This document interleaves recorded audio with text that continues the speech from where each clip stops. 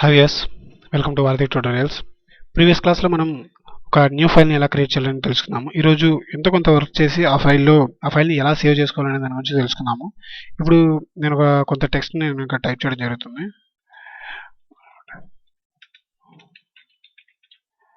So ఈ ఫైల్ని ఇప్పుడు ఈ వారధి ట్యూటోరియల్స్ అండ్ సిరీస్ టైప్ చేసినటువంటి ఈ ఫైల్ని టెస్ట్ అని మనం తీసుకున్నటువంటి ఫైల్ని ఎలా సేవ్ చేయాలి అనేది తెలుసుకున్నట్లయితే ఇక్కడ మనకి ఫైల్ మెనూలో సేవ్ అని ఒక ఆప్షన్ ఉంటుంది. దీనికి షార్ట్ కట్ వచ్చేసి మనం కంట్రోల్-S అని కామన్ కమాండ్ని యూజ్ చేస్తాము. సో సేవ్ అని మీద క్లిక్ చేయగానే ఒక డైలాగ్ బాక్స్ ఉంటుంది, సేవ్ యాజ్ అని. సో ఇందులో మనం ఎక్కడ ఇవ్వాలనే ఫస్ట్ ఫైల్ నేమ్ ఇవ్వాలి, తర్వాత ఫార్మెట్ ఇవ్వాలి. ఇది వచ్చేసి పాత్ ఎక్కడ మనం సేవ్ చేయాలి అనేది ఇక్కడ ఇవ్వాలి. సో నేను మై కంప్యూటర్లోకి వెళ్ళి జనరల్గా డెస్క్టాప్ మీద కూడా సేవ్ చేసుకోవచ్చు, కానీ ఏంటంటే డెస్క్టాప్ మీద సేవ్ చేసుకోవడం వల్ల ఉన్నటువంటి ఒకే ఒక మెయిన్ బ్యాక్లాగ్ ఏంటంటే ఓఎస్ కరప్ట్ అయినా లేదా సిస్టమ్కి ఓఎస్ ఎర్రర్స్ వచ్చినప్పుడు ఏంటంటే డెస్క్టాప్ మీద ఉన్నటువంటి అన్ని ఫైల్స్ కూడా మనం లాస్ అయ్యే ఛాన్సెస్ ఉంటుంది, బ్యాకప్ తీయడానికి ఛాన్స్ లేని పరిస్థితుల్లో. సో అలాంటప్పుడు సి డ్రైవ్లో కాకుండా, అంటే ఐ మీన్ 90% హార్డ్వేర్ టెక్నీషియన్స్ అంతా సి డ్రైవ్లోనే మనకి ఓఎస్ అనేది ఫార్మేట్ చేయడం జరుగుతుంది. సో సి డ్రైవ్ కాకుండా మిగిలిన ఏ డ్రైవ్లో అయినా తీసుకోండి. నేను జీ డ్రైవ్ తీసుకుంటున్నాను. ఇందులో నేను ఒక ఫోల్డర్ని క్రియేట్ చేసుకుంటున్నాను, ఫోటోషాప్ అని. సో ఈ ఫోటోషాప్లో నేను test1 అని చెప్పి నేను ఒక ఫైల్ని క్రియేట్ చేసుకున్నాను. ఇక్కడ ఈ ఫార్మాట్ అనేది ఉంది కదా, ఇది వచ్చేసి ఏంటంటే జనరల్గా డిఫాల్ట్గా ఏంటంటే ఫోటోషాప్ పిఎస్డి ఫార్మాట్లోనే సేవ్ అయి ఉంటుంది.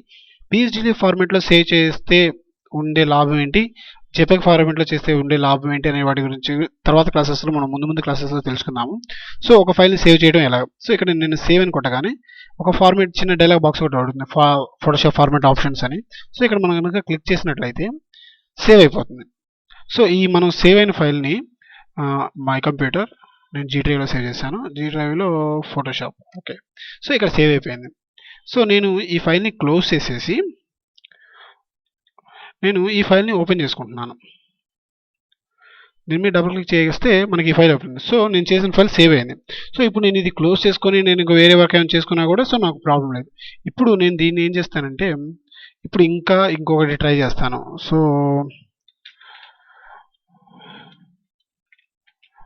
ఫేస్బుక్. సో నేను దీని మీద క్లిక్ చేయగానే ఇంకొకటి సేవ్ అయింది. సో నేను దీన్ని సేవ్ చేశాను. దీన్నే ఇప్పుడు నేను ఇంకొక ఫైల్ కాపీ చేయాలనుకుంటున్నాను. Ctrl+Shift+S మీద క్లిక్ చేసినట్లయితే test02 అని పెట్టి నేను ఎంటర్ కొట్టాను. ఓకే, సో దీన్ని క్లోజ్ చేస్తాను. ఇప్పుడు ఇక్కడ నా దగ్గర 2 ఫైల్స్ ఉన్నాయి, అంటే ఒక ఫైల్ నేను సేవ్ చేశాను, ఇంకొక ఫైల్ సేవ్ యాజ్ చేశాను. దీని మీద ఓపెన్ చేశాను. చూడండి, ఫస్ట్ నేను ఫేస్బుక్ అని చేసింది ఎంటర్ చేసి సేవ్ చేశాను కాబట్టి సో అది సేవ్ అయింది. నెక్స్ట్ అది తీసేసి నేను Ctrl+Z అని ఒక కమాండ్ యూజ్ చేసి నేను మళ్ళీ ఇంకొక ఫైల్ కూడా సేవ్ చేశాను. So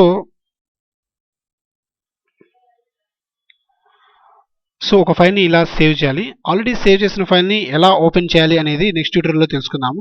thank you for watching వారధి ట్యూటోరియల్స్. లేటెస్ట్ అప్డేట్స్ కోసం సబ్స్క్రైబ్